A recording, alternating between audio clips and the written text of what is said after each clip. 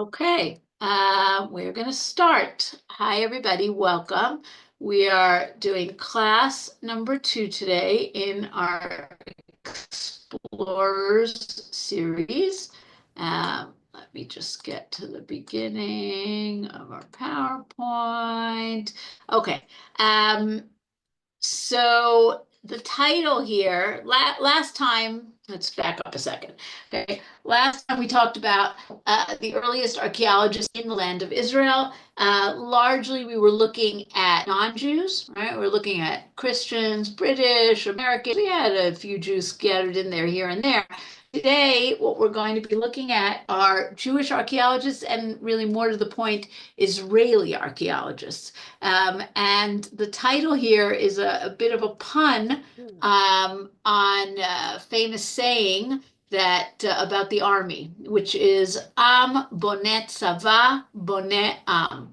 The people builds an army, which builds the people, right? And if you know anything about Tzahal, about the Israeli army, it's very much it is very much a melting pot, right? It's a way to acculturate. It's a way to become part of Israeli society, and it also builds up Israeli society through education programs, through all different kinds of programs. I was playing with that and talking about archaeology, building a nation, archaeology as part of our Zionist story, right? So we have here, obviously, I hope everybody recognizes the old guy in the middle, right? That's David Ben-Gurion, of course. To the right of him is Yigael Yadin, who we're going to mention briefly today. People who don't have audio, I am guessing it is your computers. I hope everybody else is hearing me. Give me a thumbs up that you're Hear you. hearing. Yes. Okay. If someone does not have audio, then yes, try leaving and logging on. That is always my approach. Turn it off and turn it back on. Okay. So we're going to get to Yigael Yadin. We're going to talk about him more when we get to the whole story of Tanakh, which and David Ben-Gurion as well, right? Tanakh and archaeology. But this is really Zionism and archaeology. And how is Zionism part of our claim to this land, right? How is archaeology part of our claim to this land? If we show that we've been here for millennia, right, that's part of our Zionist story. So this is a picture of Ben Gurion with Yadin in Tel Hatzor, up in the north, in 1958. But what I really wanted to bring you, we can bring lots of pictures, but I wanted to bring you this poem because it's a great poem. I apologize for bringing it only in Hebrew, but I will translate it as I go along. Okay, this is a poem written by probably Israel's most celebrity poet in the 30s, 40s, 50s. You may not have heard of him because he's not like Bialik or Agnon, but if you lived in Israel in the 40s, Natan Alterman was your guy. He was known as a poet who wrote deep and literary poems, but he also wrote a weekly column called Hatur Hashvi'i, which almost always commented on current events. And he actually, the very famous poem, which became a song called Magash HaKesef, right? The silver platter. Our young men and women are the silver platter upon which the state was given to you. That's written by Natan Alterman. So this is a somewhat of a lighter poem. It's called Ha'ir HaChadasha, the New City, published on December 24th, 1948. So very close to our date today. Published on the occasion of excavations beginning in an area that today is within the campus of the Eretz Israel Museum in North Tel Aviv, not so far from Tel Aviv University. This was a tell called Tel Kasile. We're gonna come back to it a little bit later.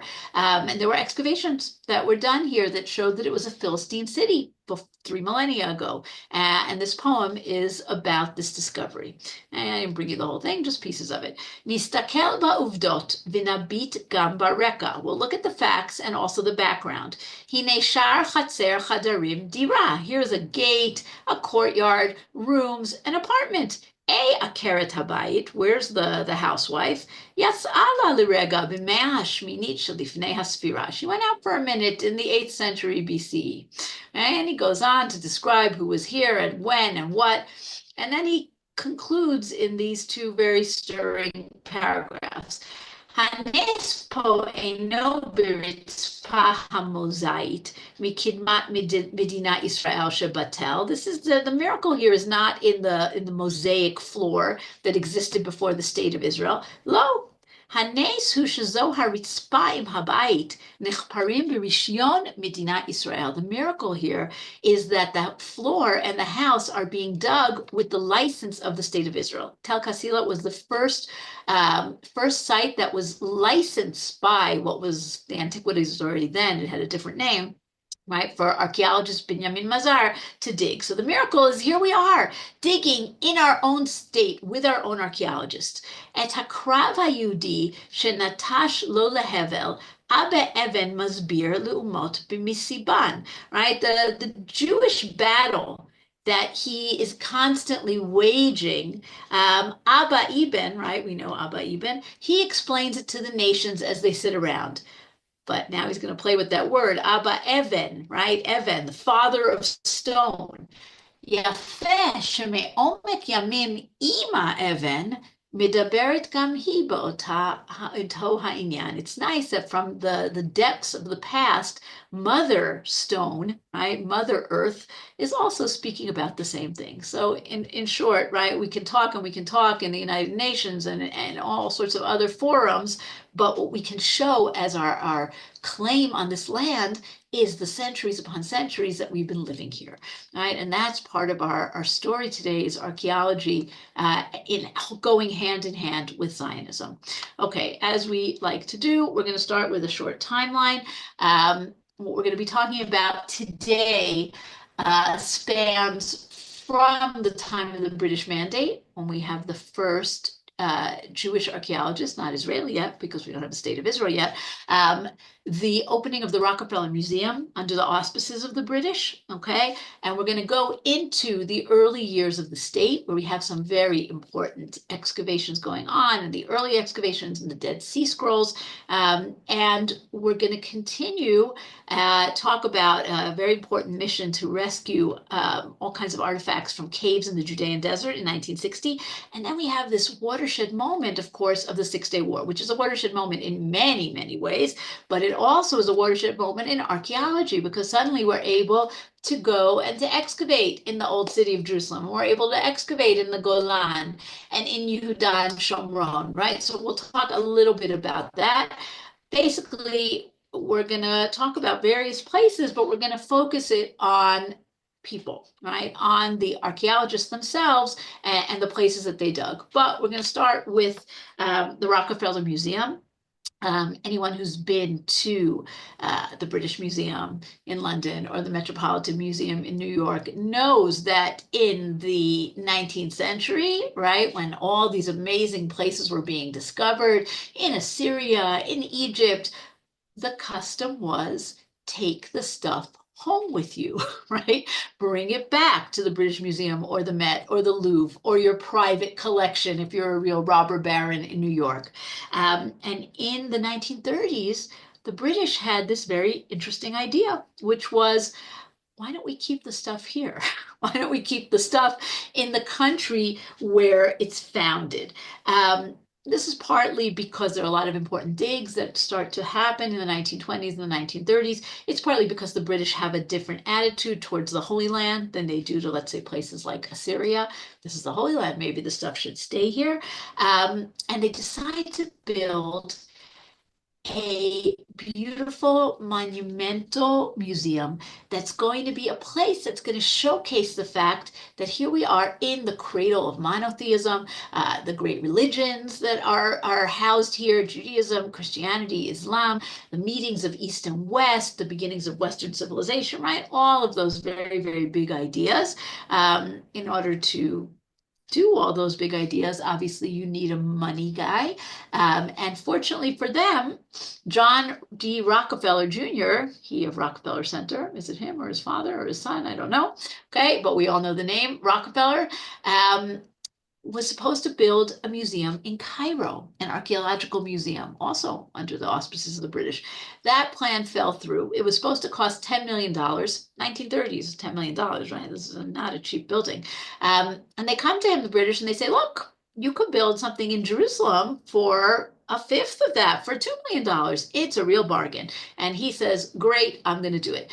What site did they pick? They pick a very interesting site at the northeast corner of the old city, outside the old city, right? It's right between Lions Gate on the east and Herod's Gate and Damascus Gate on the north.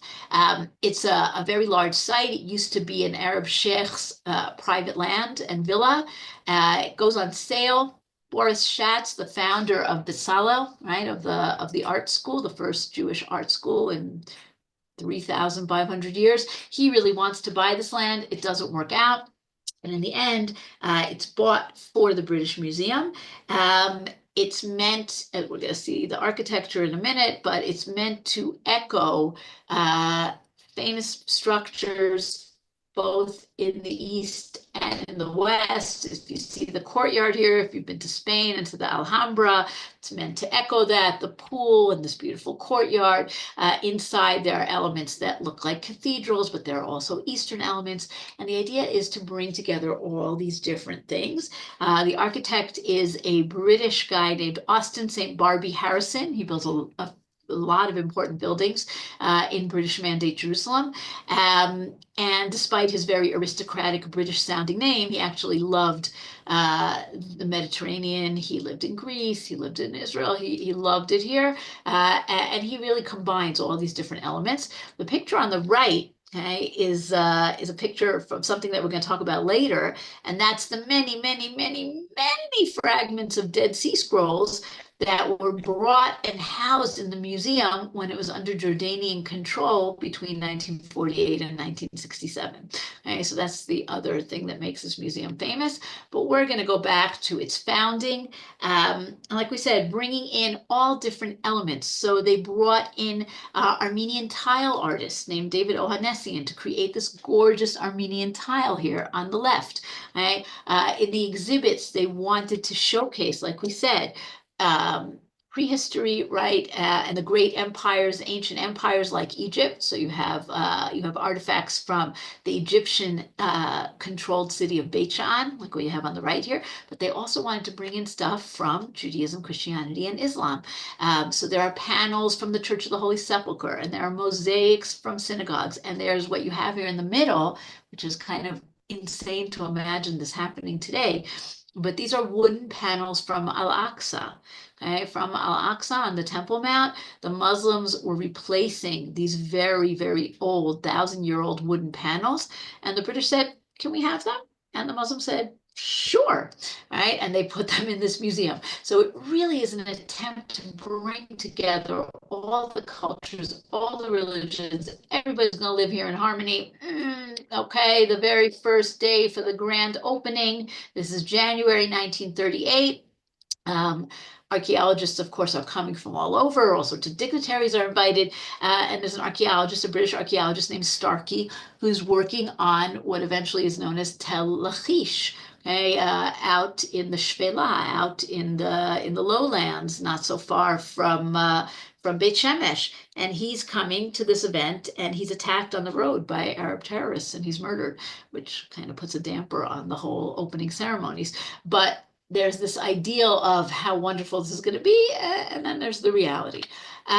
Okay, so from the Rockefeller Museum, which is still around, and okay, I see somebody asked you, are Dead Sea Scrolls still in the Rockefeller Museum? So we're going to come to the Dead Sea Scrolls, but no. After 1967, Israel took over the Rockefeller Museum and took over the Dead Sea Scrolls as well. Some of them were never in the Rockefeller Museum, and we'll get to that story, which is a nice segue into our first archaeologist here, Professor Eliezer Lipa-Sukenik, who, as you can see in the picture here on the left, is examining very closely one of the Dead Sea Scrolls, and we're going to come to his story with the Dead Sea Scrolls.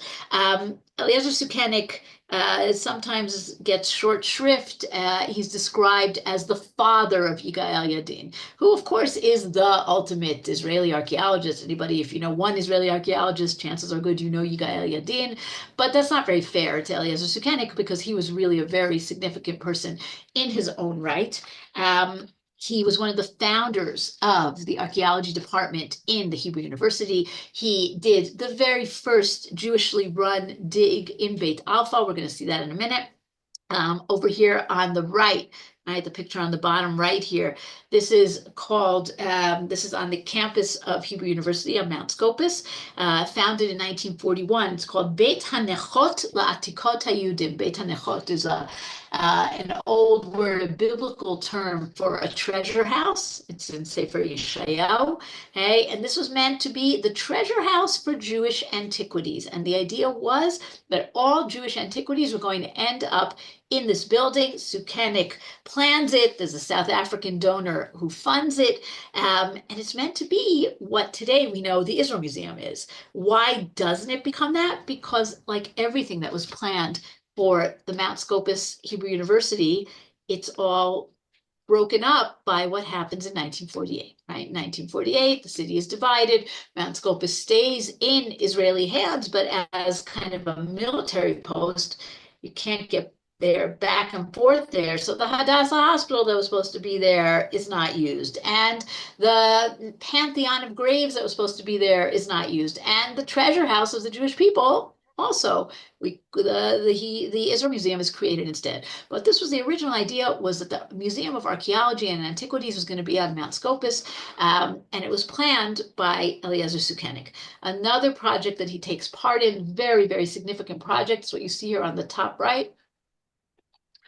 Encyclopedia Mikra'it, right? Biblical encyclopedia, which brought together the scholars of Bible and of archaeology to create a modern scientific way of looking at Tanakh, but from a Jewish perspective, right? This is not the documentary hypothesis and a lot of anti-Semitism in those ideas. And this was meant to come at things from a scientific perspective, but a Jewish scientific perspective. The idea for it was already suggested in 1942.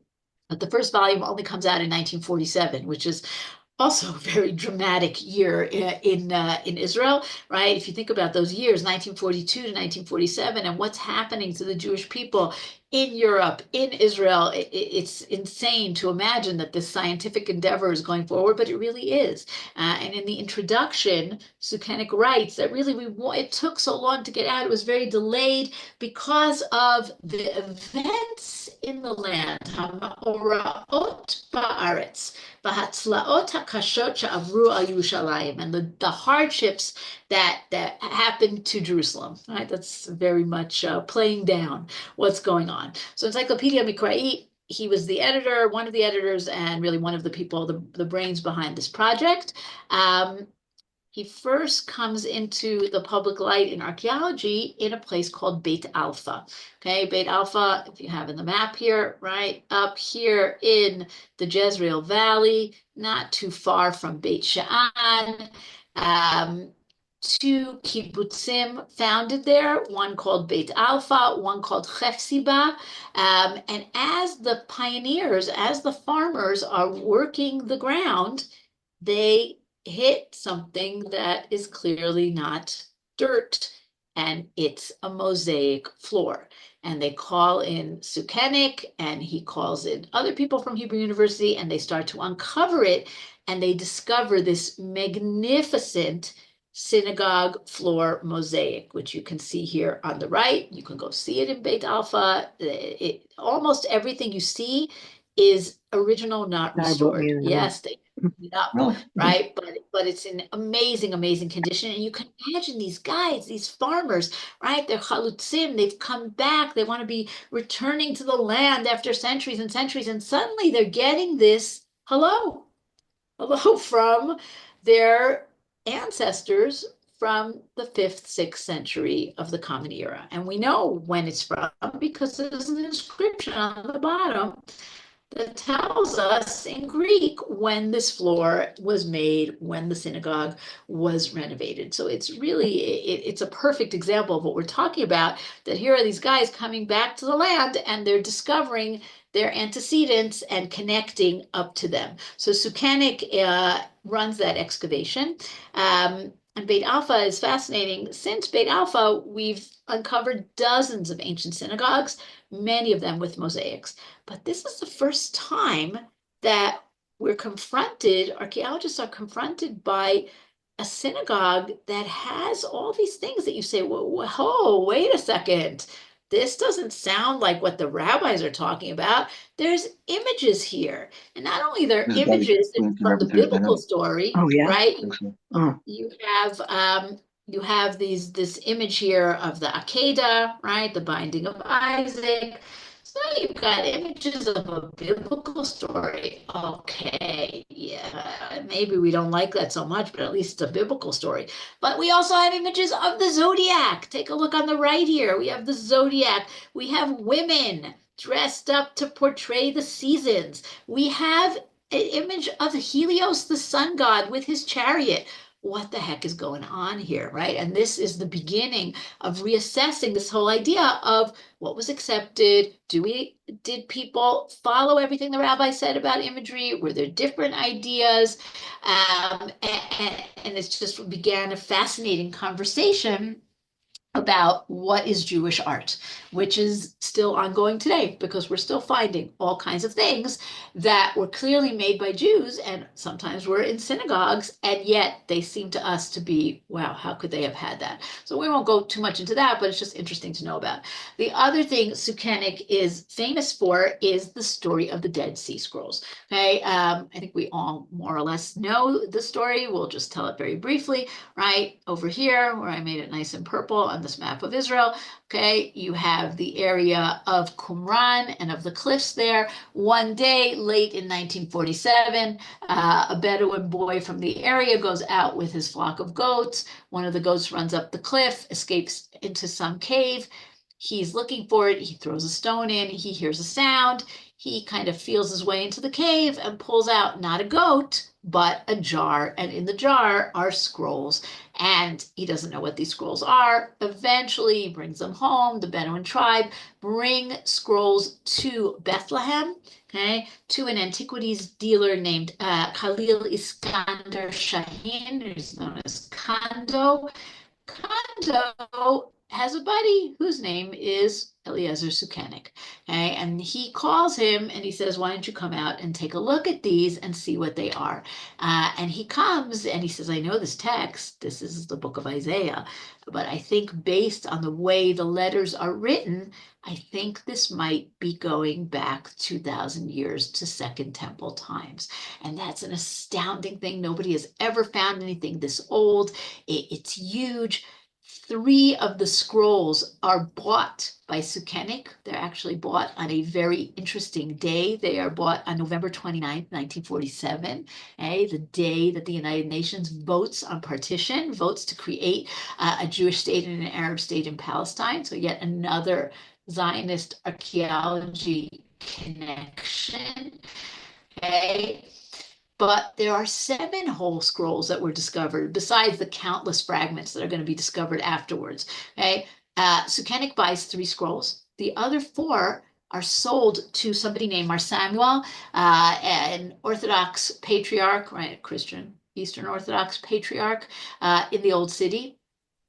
Shukenik, as the War of Independence is going on, keeps going back and forth to the Old City, which is essentially under fire, trying to make a deal with this guy.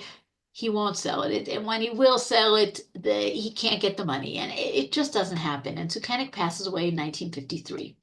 In 1954, his son Yigael Yadin goes to New York, and someone informs him that there is a classified ad in the Wall Street Journal that goes like this: for sale, the 4 Dead Sea Scrolls. Biblical manuscripts dating back to at least 200 BC are for sale. An ideal gift to an educational or religious institution, right? It's a great ad.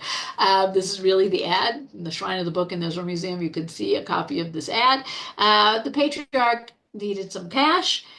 He was willing to sell through an intermediary. They didn't want him to know that it was the state of Israel buying it, but through a good Jew in Brooklyn, Yigael Yadin is able to purchase these scrolls, brings them back, right? This is the mid-50s. The Israel Museum is going to be built soon, and one of the most important things that's housed in the new Israel Museum is the scrolls in the Shrine of the Book, right? And the shrine is built to look like a lot of different things, but among other things, the white top is meant to be the top of this jar, right? Remember, we saw, sorry. Okay, we saw the jar. That's what it's supposed to look like. Okay, and what's in the Dead Sea Scrolls, that we're really not going to go into, but it's definitely, if you had to pick your, top 10 archaeological discoveries of the 20th century, the Dead Sea Scrolls always makes it in. Okay, and Sukenik is really very instrumental in getting them for the state of, in first identifying what they are and in getting them for the state of Israel. Okay.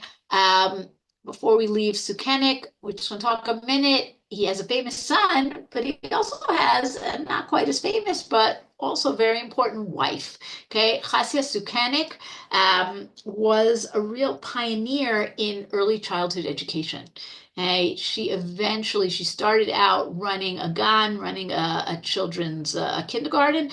She eventually ends up running the seminary that trains all the gananot, all the early childhood educators. She was very progressive up until her time. What did it mean to go to kindergarten? You sat in a chair and you listened to the teacher.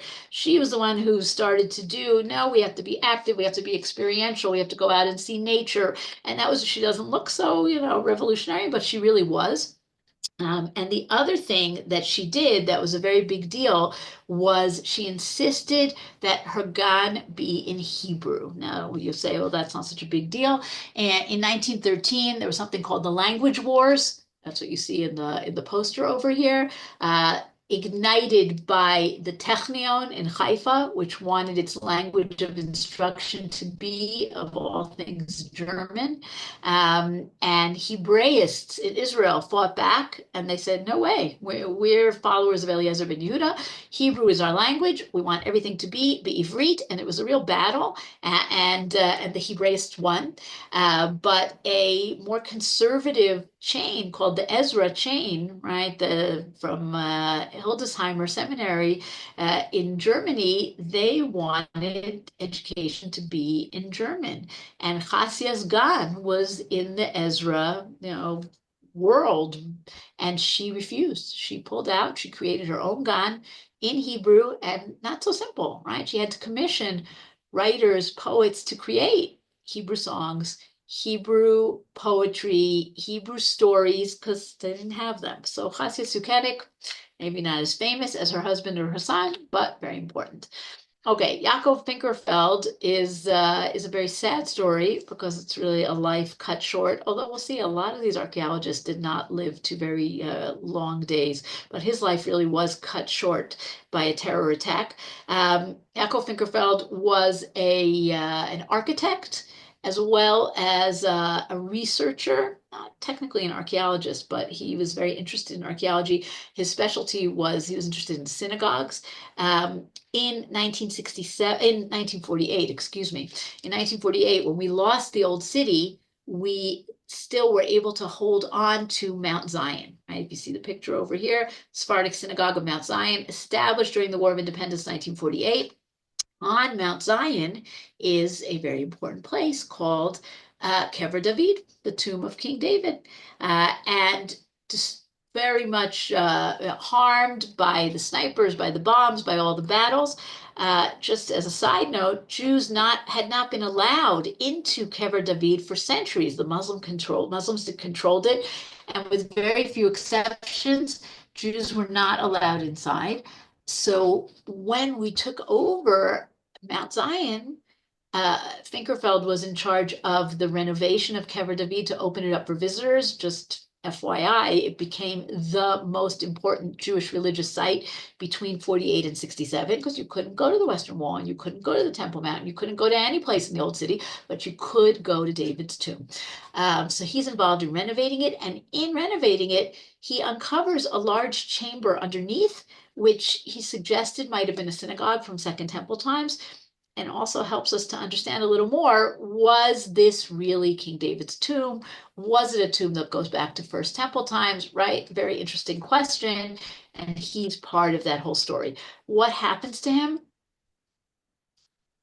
In 1956, there's a conference of researchers and archaeologists in Ramat Rachel. We're going to talk about Ramat Rachel in a few minutes. It's a very important site in the south of Jerusalem. It was a kibbutz, many battles there, but it's also a very important archaeological site. And as they're getting ready to start excavating it for real, they hold a conference there. And as the researchers and the archaeologists are up on a water tower, kind of looking out at the view, there's a Jordanian sniper not far away in the Jordanian controlled area of the Mar Elias monastery. And he shoots and he kills 4 people, 4 of these archaeologists. And Finkerfeld is one of them. So it's a very devastating event because we don't have so many archaeologists in the 50s. I mean, it's a terrible thing no matter what, but it also really mows down people who this is just the very beginnings of the field. And since we're talking about Ramat Rachel, we're going to go to Yochanan Aharoni. Okay, Yochanan Aharoni is already second generation. We're going to come back to one of his teachers, Binyamin Mazar, but Yochanan Aharoni is a little bit later. So he's not one of the founders of the School of Archaeology at Hebrew University. He's one of the first generation of students.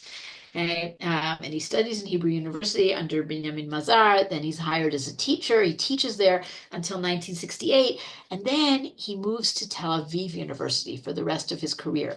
Now, the split between the schools of Jerusalem and Tel Aviv in archaeology is very important.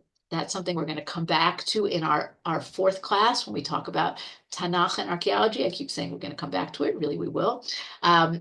But just be aware that he joins the Tel Aviv school. He did surveys in many places in the country, right? He excavated in Tel Arad. He excavated, as we're going to see, in Ramat Rachel, but he also did a lot of surveys in the Negev, in the Judean desert, in the Galil. What's a survey? A survey is looking at a large area and saying, okay, what do we need to excavate here? What are places of interest, right? It's not an excavation, it's discovering places of interest. And his focus was on biblical times, First Temple times, and probably his most lasting contribution to Israeli archaeology is not his excavations, but the atlas that he puts out, right? The Atlas Karta Litkufat HaMikra. Karta is the atlas company, and they have modern road maps, but they also have many historical atlases. And the biblical atlas, right, that's Yochanan Aharoni and Anson Rainey, as you can see on the name here, right? It's been redone. I think they're already in the 5th edition.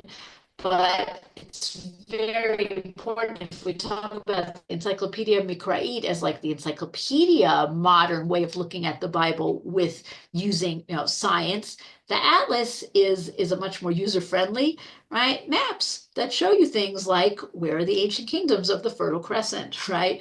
What's the route that Abraham is taking when he goes from Ur Kasdim to the land of Israel? What are the cities that are in the different Nachalot, right? What's Judah's portion? What's Benjamin's portion?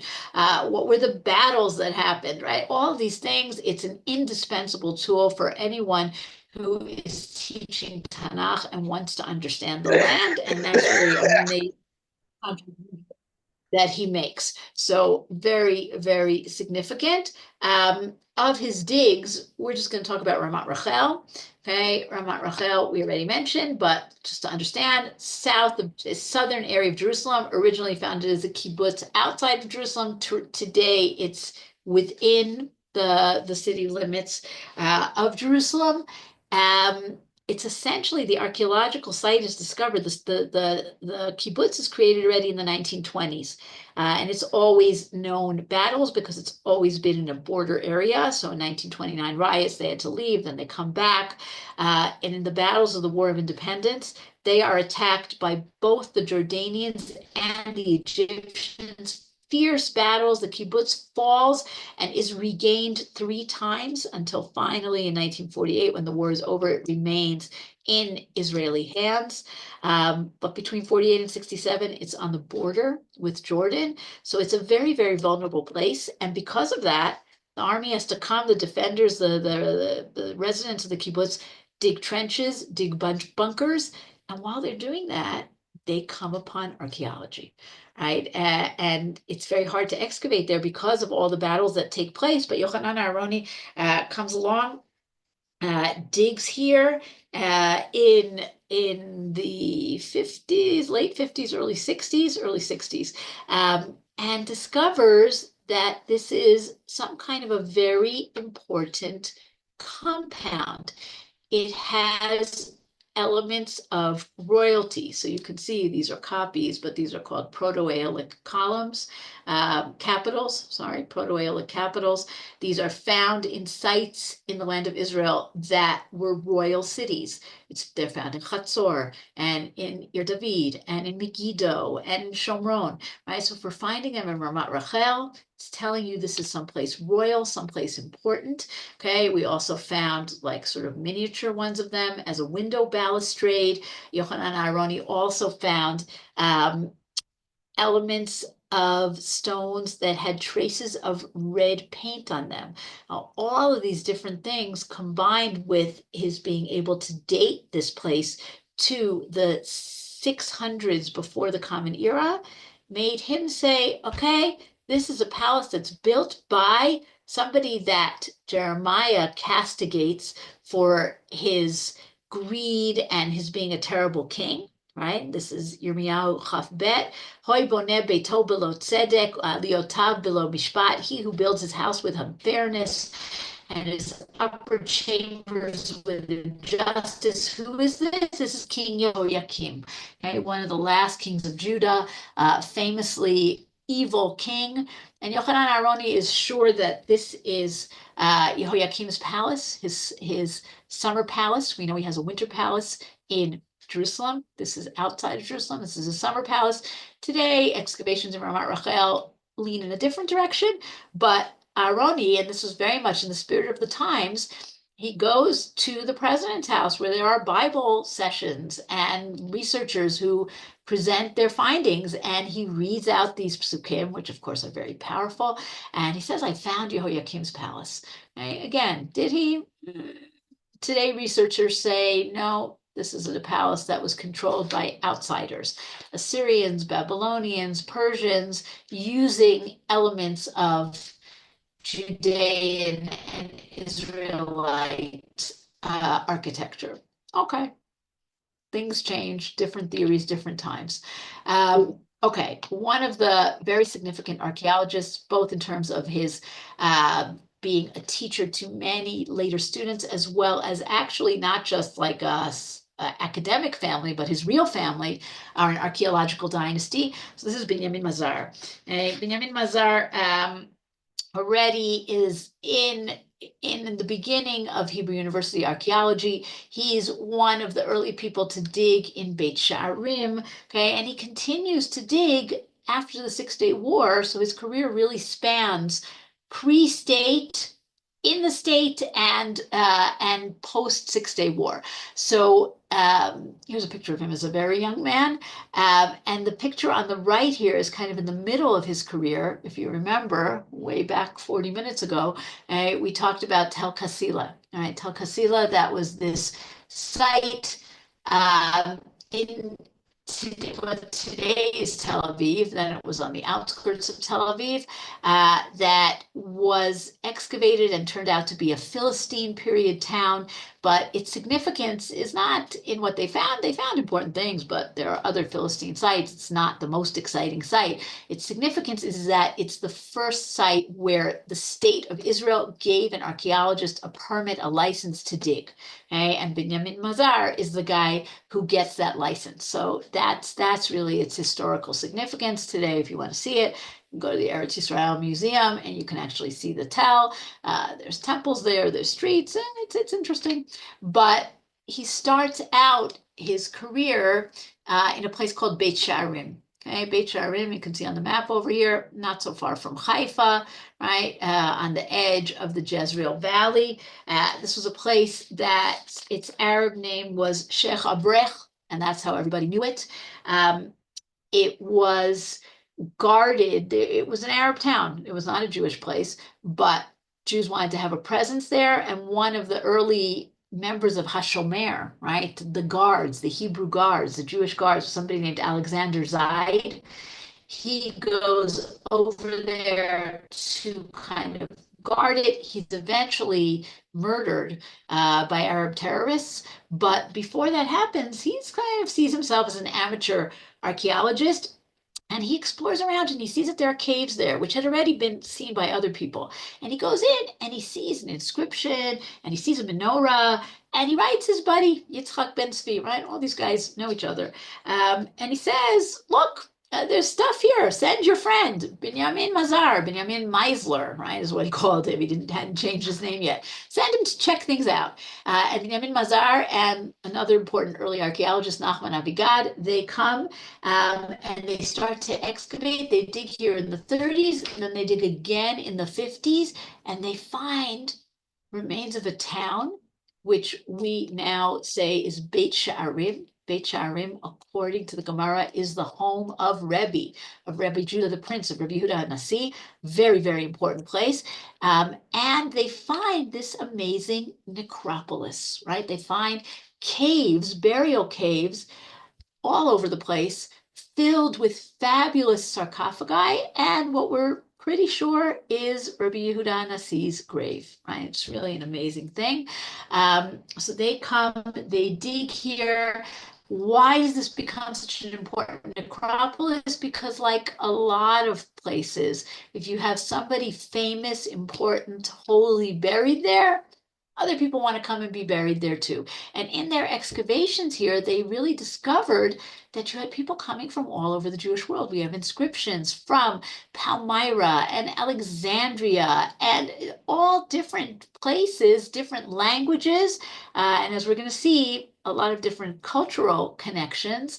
One of the things that's very nice is that besides the like very large burial caves, you also had like these family caves that have niches that fit with the way the Mishnah in Baba Batra describes what a burial cave should look like, right? Baba Batra, describes, if you buy a bathhouse, what should the bathhouse include? And if you buy a courtyard, what should the courtyard include? And if you buy a burial cave, what should the burial cave include? And it has to have certain number of niches, certain number of certain sizes, certain openings, and this fits more or less with what we find in Beit Sha'arim. So that's always very nice. Something that doesn't fit so well is the artwork that's found here. Okay, so first of all, we have this famous Gemara, this very nice Gemara in Ketubot that talks about how people would go all out. They would go crazy on their burial, right? Today, you go crazy on a wedding or a bar mitzvah or a bat mitzvah. Then it was all about the burial, right? So you have this Gemara, which talks about a great instance of rabbinic leadership, right? Initially, the funeral expenditures for the deceased were more taxing for his relatives than his deaths, right? They made these burials so fabulous until it reached a point where people would abandon the deceased and flee. They didn't have money to pay. This continued until Rabban Gamliel came and conducted himself in a self-deprecatory manner, instructing the people to take him for burial in plain linen garments.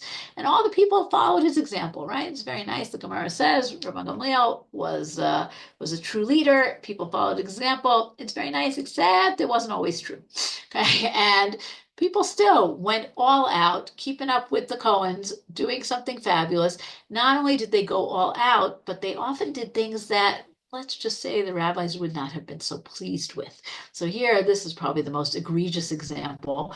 This is a sarcophagi, right, a coffin from Beit Sha'arim, which has an image of a Greek myth, and it's a pretty horrible Greek myth, of Leda and the swan, right? Leda and the swan is Zeus, the god, transforms himself into a swan so that he can rape this young maiden Leda. This is what somebody thought would be appropriate for his sarcophagus. Not exactly fitting with Rabban Gamliel or any of the other rabbis. Okay, a little less egregious, but still like fascinating. You have so many different styles and things that some the rabbis would have said, fine, beautiful, big carved menorah on the wall. Some they would have said, maybe we like this, maybe we don't. Lions, eagles, bulls, right? All kinds of symbols of strength. And then you have something like, I don't know if you can see this here. This is the goddess Nike of the sneakers, right? Putting the goddess Nike on your sarcophagus. So it shows us the variety of beliefs and the variety of people who came to be buried in this place. They wanted to come here because Rebbe is here, but are they following in all the ideas that Rebbe had? Rebbe's tomb, by the way, is very, very plain, very simple, no sarcophagi, nothing. So, he was true to the way that he believed, but other people know, and there's a variety of religious experience, and it's really a very interesting thing. Okay, Benjamin Mazar's career continues, and after the Six-Day War, he's not such a young man anymore, but he's involved in the very important excavations at the foot of the Temple Mount, what we call today the Southern Wall, okay, the Hulda Gates, the steps, okay, so we have important stuff from Second Temple times, okay, remember that street, Robinson's Arch, we looked at last time with Robinson, so now this is all starting to be excavated and understanding this monumental entrances into the Second Temple, but he doesn't only excavate there. Later, this is in the late 60s, early 70s. Later, really at the end of his career in the 80s, he excavates with his granddaughter, we're going to see in a minute, Eilat Mazar, a little further down from these steps, and he discovers one of the areas that was the palace and the wall of King Solomon. And he finds these huge jugs called pitoi. You can see reconstructions of them here. One of them has on it the ancient Hebrew letters that say Sar Ha'o. Sar Ha'o, maybe Sar Ha'ofim, maybe this was like a jug that was for the baker. It had flour in it, right? Another one of these has a etching of a palm tree. Maybe it had dates or date honey, silan, right? But it's part of this royal complex from First Temple times, besides also being an area in Second Temple times. That's the entrance to the Beit HaMikdash. As I said before, Mazar has not just an academic dynasty, but an actual family dynasty of archaeologists. His granddaughter, who writes very beautifully, like how as a preteen, she already went with her grandfather when he was excavating there by the Southern Wall, and then she continued and excavated together with him in the 80s. That's Eilat Mazar. You could see her here. This is something that she found from later from Muslim times, from the 7th century, near the Temple Mount, right? This beautiful jewelry with menorah on it. His nephew is Ami Mazar. Eilat Mazar died too young. She had cancer. She died in 2021. Ami Mazar is still around. He's excavating. He excavated in Beit Shan, and he excavated in a place called Tel Rehov in the Beit Shan Valley, where he found, and this is really a cool thing, he found 30 clay beehives from First Temple times. Okay, up until he found them, the only thing we knew about honey in the Bible was either date honey, right? 7 species. We have dvash. Dvash is date honey. And we heard about wild honey, right? Shimshon kills the lion, and then there's a beehive in his innards, wild honey. Okay, but did people actually produce honey? Did they have domesticated bees? Until Ami Mazar found these, we didn't know that. And then he found not only these beehives, right, these human-made beehives, but inside he found remains of honey and of bees. So we know for sure that that's really what it was. So that's also a very cool thing. Okay, There is 1960, jumping Shulie. ahead a little bit. Shulie. 1960, there are a lot of artifacts that are showing up on the antiquities market, and archaeologists in Israel are concerned that there are all kinds of thieves that are finding caves in the desert, breaking into them, stealing artifacts, and selling them on the antiquities market. And that's very bad. We want to know where things come from. We want to know their context. So Yigael Yadin, who you can see again, right? This is our third picture of him. Wow, he wins the prize for today's PowerPoint. And we haven't even talked about him. He goes to the government, right? He goes to Ben Gurion and he says, I think we should do a lightning mission use the resources of the army and go and explore the caves in the Judean desert so that we can find things, right? Be proactive. Go find them before the thieves find them. Now, remember, this is 1960, okay? So the northernmost part in the Judean desert that we have access to is Ein Gedi. Further north of that is Jordan. Okay, so the plan is to do this 2-week mission from Ein Gedi down towards Nahal Se'elim, not so far from Masada, to divide it up into 4 sectors to use the army, because as you can see in the picture on the right here, many of these caves were really very, very difficult to access. You needed rope ladders, you needed helicopters, you needed a lot of resources, and to see what they can find. Okay, and they divided up into 4 sectors. You had 4 different archaeologists: Yadin, Yochanan Aharoni, who we already mentioned, Pesach Bar Adon, and Nachman Avigad, who we're going to talk about towards the end here.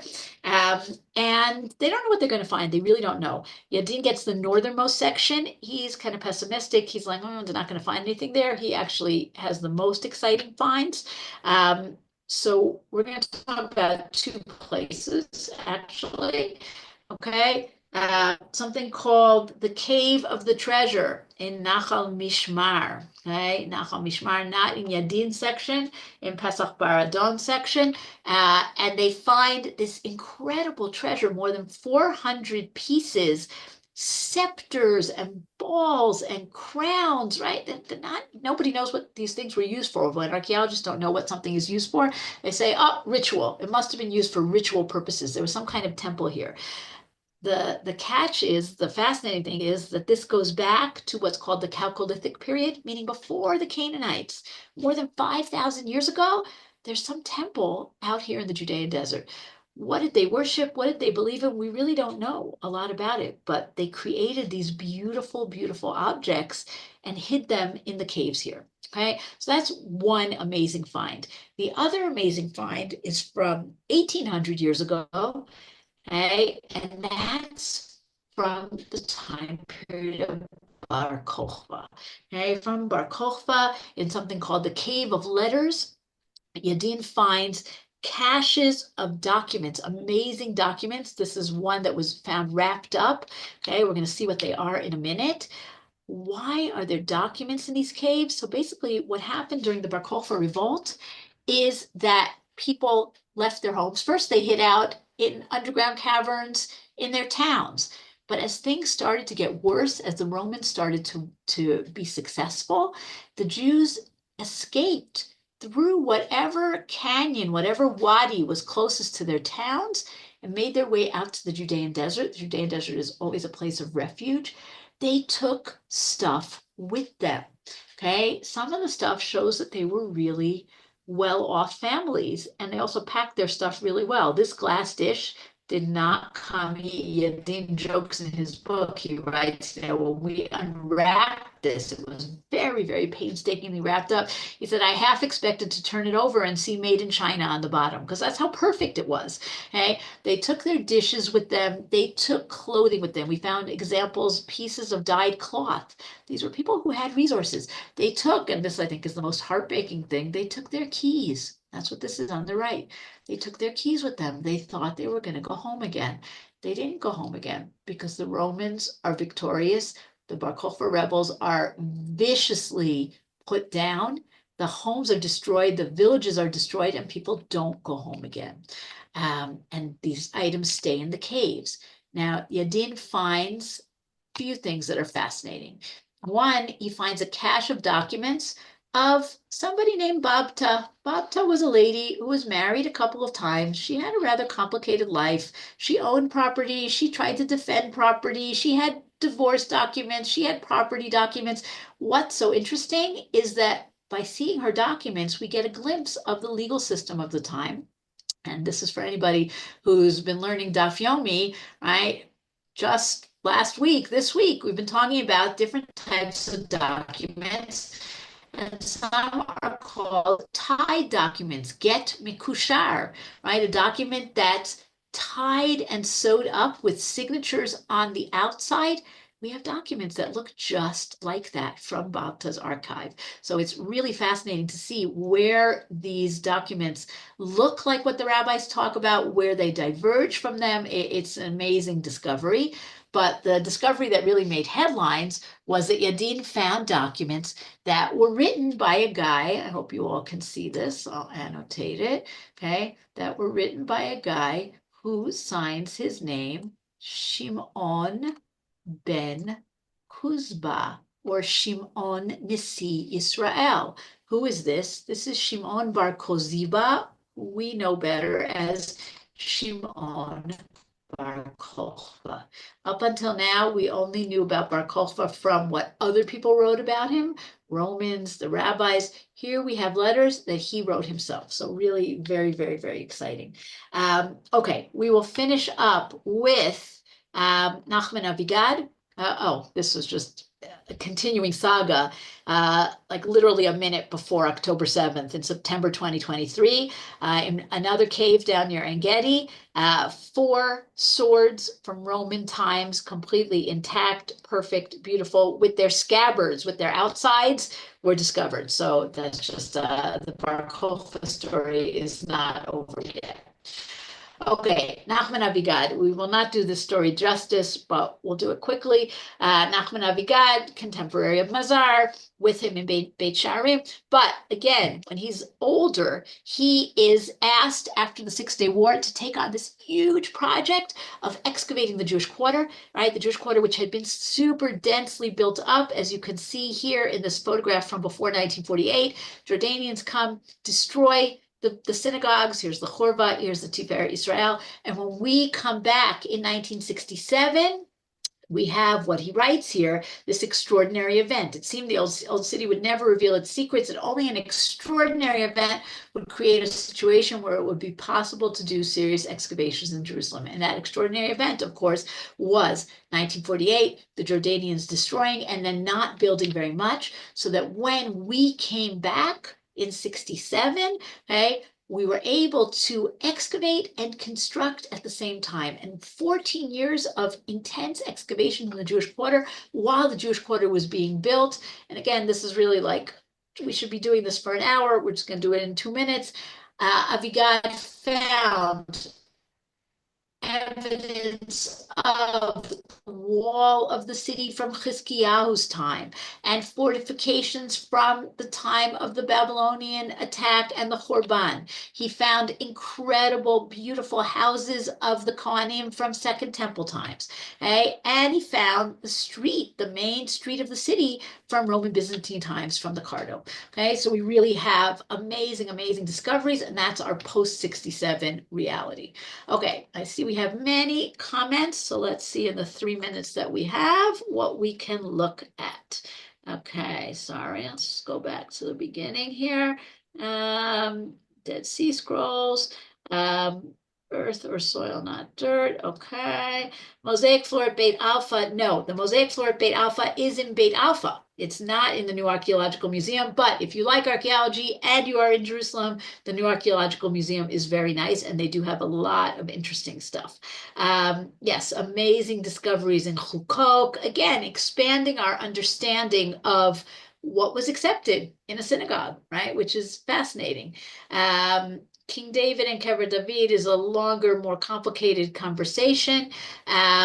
But basically, many scholars say not King David, but Malchei Beit David, right? Later kings of the house of David. A song about Sheikh Abrech. Susanna, you sing it for us because I don't know it. I'm not sure, but the name rang a bell. So I think I've heard it in a song, but I don't know. I thought maybe you All might right, have. find it for us for next week.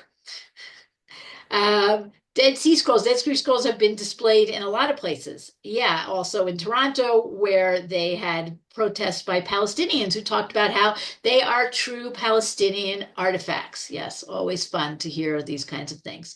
Rabban Gamliel, what year? That's a good question. Which Rabban Gamliel it is? Probably the second, meaning like time of the Khorban, but I'm not 100% sure. Chukok and National Geographic, yes, very nice. Okay, Uzishkin, yeah, Uzishkin is also very interesting. Dug with Yadin in Chatzor. When we talk about Chatzor, we'll mention Uzishkin also. He also dug in Lachish. Okay, we have all this Jewish geography here. Okay. Get Mikusha. Yeah, Susanna, you were in that cave? That's so cool. You were in the cave of letters? And I studied that Gemara with David Rosenthal at Hebrew University. Oh, very cool. But you were actually in the cave is even cooler. Yeah, yeah. Okay, maybe another class about the Old City. Probably not in this series, but a different time we will do it. Okay, Be'ezrat Hashem, next week. I don't know if anybody else has other questions, but next week, I think what we had planned to do was nature and archaeology. I have to figure out what I want to do exactly. I'm not sure 100%, but I have a whole week to think about it. All right. Thank you, everybody. Have a Shabbat Shalom and Besorot Tovot. Thank you, Shulie. Thank you very much. Thank you. Canada. Thank you, Shulie. Thank you from Toronto. Thank you from Ottawa. Thank you. You're awesome. Have a wonderful Baltimore. Shabbat. Thank you. Thank you from the Kessels. Thank you. Oh, hello, Kessels.